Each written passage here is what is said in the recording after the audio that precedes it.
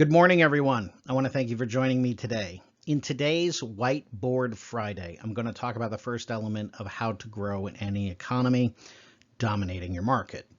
This is going to be the first part of a three-part series because this topic deserves considerable time and effort on your part. Each one of these videos is going to be about 15 minutes long, and it's designed to give you actionable strategies that you can use right away. So with that, let's get started. A brief recap from my first video, which there's a link to the description in the description below. There are two types of approaches to the market: domination and competition. Now, competition, you'll remember, is where multiple parties are fighting for one another for a single objective. In this case, the sale. And that party that wins is usually the one who's just fractionally better in the mind of purchasers. Competitive markets are characterized by multiple firms attempting to undercut one another primarily on price in hopes of growing their share of the market. In contrast, dominating the market, those players control market activities. Now, why is this important? Peter Thiel wrote a controversial article in the Wall Street Journal, and the link is in the blog post, where he noted the following.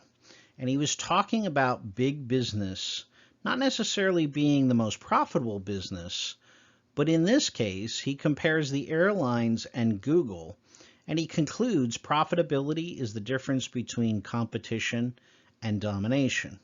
And here's what he said. For example, U.S. airline companies serve millions of passengers and create hundreds of billions of dollars of value each year. But in 2012, when the average airfare each way was $178, the airlines made only 37 cents per passenger trip. Compare them to Google, which creates less value but captures far more.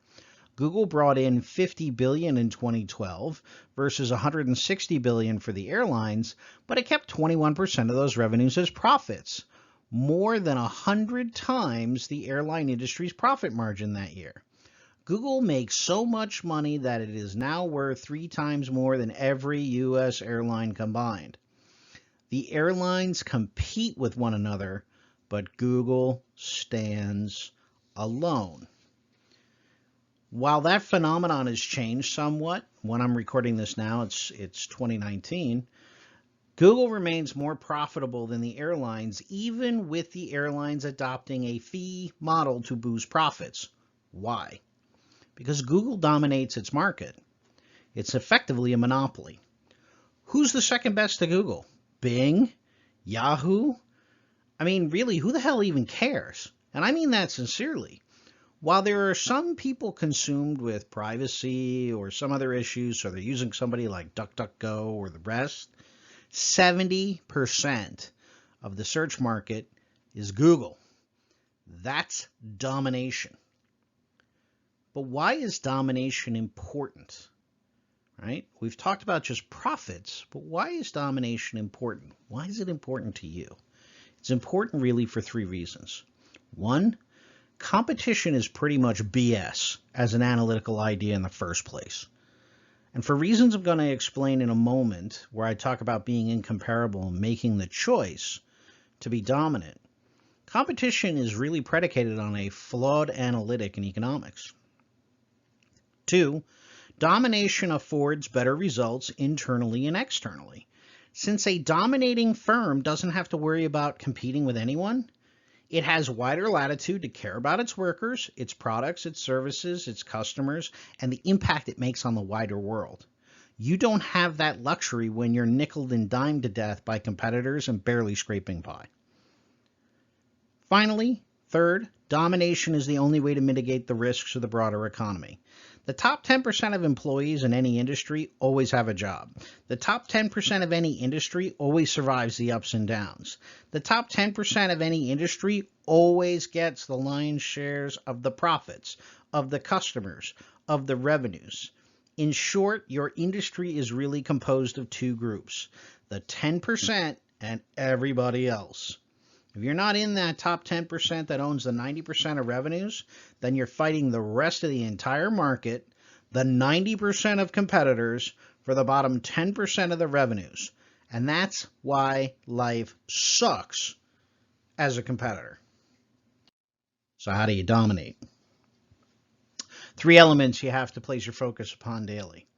As always, in these discussions, the law of cumulative gains is at play here. Each day discretely may not matter, but aggregating these macro changes over time do lead to macro results. Also, as in the case with the other videos that I'm going to be doing, the solutions are relatively simple to describe, but not as simple to execute. And this is why so many companies fail. I'm betting you won't fail because you wouldn't be watching this video if you didn't want to improve and become a stronger firm in your market. So the first element is making the commitment to achieve market dominance. And this is the main thrust of today's talk, so I'm going to come back to it in a moment. The bottom line principle is you must commit yourself, and by demonstration of that commitment, commit your actions and your capital activities to becoming the dominant player in your space. That means you're going to think, walk, act, talk differently than everybody else. The second element, which is next week's video, is optimizing your efforts. What I'm going to teach you in that segment is similar to the Moneyball movie. And if you saw that movie, Billy Beane is played by Brad Pitt, and the movie chronicles the use of mathematics and statistics to give the Oakland Athletics, a team without massive funding and resources, the ability to compete against teams that have lots of money, like the New York Yankees.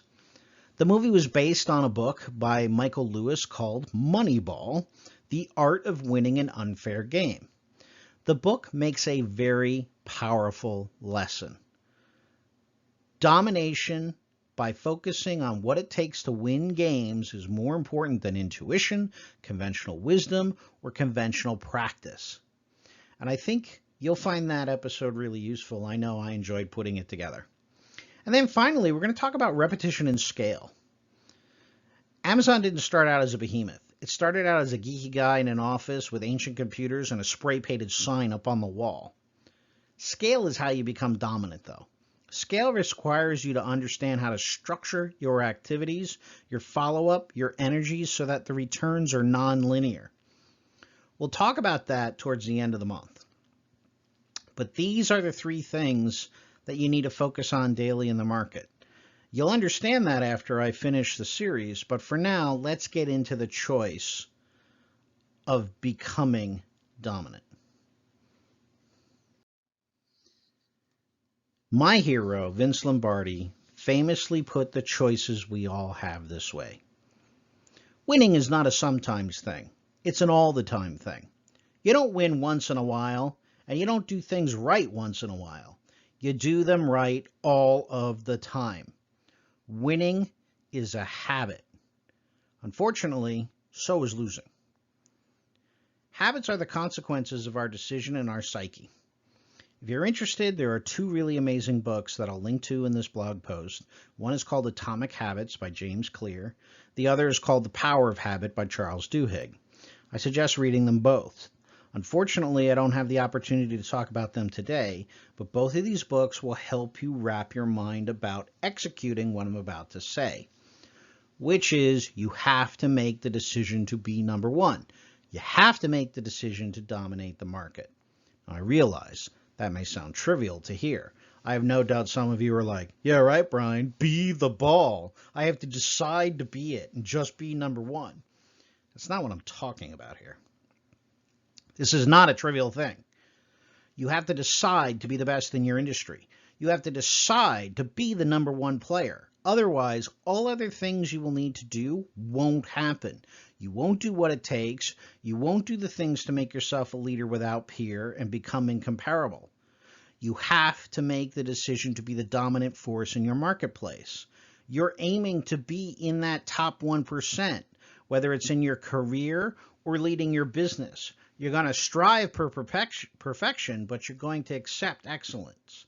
And to do that, you need to begin with what I probably believe is what your subconscious is saying right now, which is monopoly is bad, you can't dominate a market, and even if you can, you're bad. My background is in economics. I have a bachelor's of science degree in it. Perfect competition is considered both the ideal and the default state in Econ 101. The so-called perfectly competitive market achieves equilibrium when producer supply meets consumer demand. Every firm in a competitive market is undifferentiated, and sells the same homogeneous products and services. Since no firm has any market power, they must sell at whatever price the market determines. If there's money to be made, newer firms will enter the market, thereby increasing supply, thereby driving prices down, and thereby eliminating profits that attracted other competitors to the market in the first place. If too many firms enter the market, they'll suffer losses, some firms will fold, and prices will rise back up to sustainable levels. Under perfect competition, the long run is no company makes an economic profit. They all break even. This idea is that this is the best state because consumers drive the market. Whatever they're willing to spend is what firms must charge, and thus the supply is determined by what consumers want. Now, the opposite of this position is monopoly. Whereas competitive firms must sell at the market price, a monopoly owns the market, so it sets its own prices. Since a monopoly has no competition, it produces at the quantity and price combination that maximizes its internal profits. In this scenario, the suppliers determine what the supply will be. Okay, if you have one competitor, it's a monopoly, or one firm, it's a monopoly. If you have two firms, it's a duopoly. If you have a handful of firms, it's called an oligopoly. But they all function the same. The suppliers determine what the supply price will be, not consumers. And because of this fact, monopoly is always bad. I mean, think about all the fights that are spawned around the family table when you land on Park Place or Boardwalk. Someone always winds up pissed, right? Americans mythologize competition and credit it with saving us from the socialist breadlines. Actually, capitalism and competition are opposites. Capitalism is premised on the accumulation of capital, but in a perfectly competitive market, all profits are competed away. The lesson for business leaders is very clear. If you want to create and capture lasting value, don't build an undifferentiated commodity business. Build something that uniquely stands alone. That means you have to make the choice to become dominant. Second, you have to do what it takes. Now, many of you are watching this video because you think a recession is coming. I don't disagree. It will come at some point. One of the first things that individuals and businesses do during periods of contraction is reduce their advertising and marketing efforts. In my opinion, this is a gigantic mistake. You have to be prepared to do what it takes in both good times and bad. That means you're always promoting, you're always showing people your value, you're always looking for ways around the competition. If your competitor won't be open on the weekends, then maybe you should. If your competitor won't service a certain type of customer, well, then maybe you should. Domination is born out of doing what the other guy will not do. You have to become different by doing all the things that the competitor won't do. Competitors compete. Dominators own the market. The simplest way to do this is to start by picking a specific niche of your market and owning it. Own every aspect of it. Own it in such a way that nobody in their right minds would try to compete against you on that issue. And no customer in their right mind doesn't know your name, your value, and your brand. Now, I realize this is a daunting task. I've spent the better part of my career attempting to get ideas understood, recognized, and well known. But it's the only way to dominate. Two caveats with respect to this process. One, you have to dominate an aspect of the market that matters. And two, you have to capture the value of that market completely so as to prohibit others from entering. I've no doubt if I wanted to corner the market on buggy whips, I'd make the best damn buggy whip anybody ever saw. But I also have no doubt that I'd have absolutely zero impact on the transportation market. Now, you have to become the best at your niche in an area that actually matters. And this goes back to my earlier piece on the WIFM, what's in it for me. You have to dominate an aspect of the customer's life in such a way that he highly values the solution you're providing. Now, if suddenly horses come back, Brian's buggy whips will be badass. However, I suspect autonomous electric cars are more likely to dominate the future. This idea of doing what it takes is hinged closely to the idea of getting attention. You have to get attention for what you're doing, and that means marketing, and that means advertising, and that means promotion, and that means public relations. And I have no doubt I'm hearing people say, but Brian, we don't have the money. Okay, fine. You don't have the money to do traditional marketing and advertising. Cold call then. Perfectly legit. Call people up who need your service. Introduce your product to them. Still one of the cheapest things you can do. Meet people around town. Perfectly legit.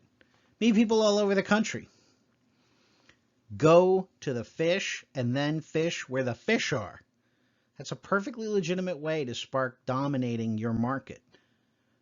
Again, when Jeff Bezos opened his shingle, he was a geeky-ass guy in a sweater that looked like he was the winner of the ugly sweater contest, and he had a spray-painted sign up on his wall. But what he did in and day out was he decided he was going to be the best at selling books. He was going to do everything the other guys wouldn't do.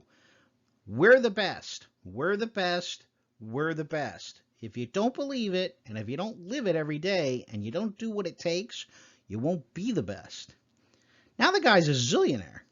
When I was in Capri a few weeks ago, I actually saw Jeff's boat. It's like a 450-foot super yacht. That's what the decision to dominate will do when the other guy won't do it. And that didn't start with a massive budget. That started with a geeky guy in an office with a spray-painted sign. Not the guy we see now in Patagonia and Randolph Aviator sunglasses jet-setting around with screw you money. When you do what it takes, you become incomparable, which is the final element to this. Competition requires a homogeneous set of firms. Now, that may be a word you're not familiar with. Homogeneous, sometimes it's pronounced homogeneous. You've probably seen that word on milk cartons. Homogenized milk has been the standard for almost 100 years now. To make homogenized milk, they take the milk fat that's in milk and they smush it through tiny screens that cause the milk fat to break up from big globs into teeny weeny little ones. And those teeny weeny little ones don't coagulate. They just float around inside the milk and make the consistency and the texture of the milk the same. Every element's the same. If you compete, then you're just like those tiny milk globs. Tiny, unremarkable, not worthy of attention. If you want to be what's called heterogeneous, then there's you and everybody else out there. Choice is binary. They can buy you, or they can suffer their lot with somebody else. That's the key positioning you're trying to achieve in all of this. There are more than 8,000 jewelry stores in the United States. Only one of them is Tiffany & Company. Tiffany & Company is incomparable. Nobody else has the blue box. As a matter of fact, that color, known in the biz, my biz, as Tiffany 1837, for its Pantone PMS number, is trademarked. No other jeweler, actually probably no one else, can use that shade in its operations. Not in its marketing, or its branding, or its design. No other jeweler is featured in 2 motion pictures. No other jeweler is so romanticized and idolized like Tiffany. That's being incomparable. Now, does Tiffany sell the best jewelry? No. As someone who considers himself an expert, I'd say their products are very nice, but they don't sell the best of the best that's available in the world. Are they worth the price tag on their items? Well, obviously, because people buy their products. But are their products competitively priced in the marketplace, given there are other jewelers that sell better merchandise? Absolutely not. Tiffany must have among the highest margins in the market. When you are incomparable, you're a monopoly. And here's the thing. It doesn't matter who you are or what you do. There's uniqueness with your company and your product. If for no other reasons, the people inside that business make it unique. Their focus will not be the same as every other business. Businesses are not, by their very design and makeup, completely homogeneous to one another. What economists get wrong when they look at markets and they think about perfect competition is that firms in the marketplace are not like interchangeable atoms. Tiffany is different from Chow Tai Fook, a brand you've probably never heard of, but is one of Tiffany's biggest single competitors internationally. Each offers a different experience and caters to a specific customer. You have to differentiate yourself in the marketplace on issues that matter to customers. That means your goal is to become a market of one. Only you come with the deal. Only blank comes with the deal. The more you are able to do that, the less comparable you become and the greater your market power. Monopolies set their own prices. Well, I hope you found today's talk interesting. To recap, you need to focus on your commitment to becoming dominant. You need to be prepared to do what it takes. And finally, you need to be focused on gaining attention and standing out, not blending in and not competing it. As always, any questions or comments, leave them below and I'll be sure to answer them. Once again, my name is Brian Del Monte, and thanks for listening. I hope you'll join me next week.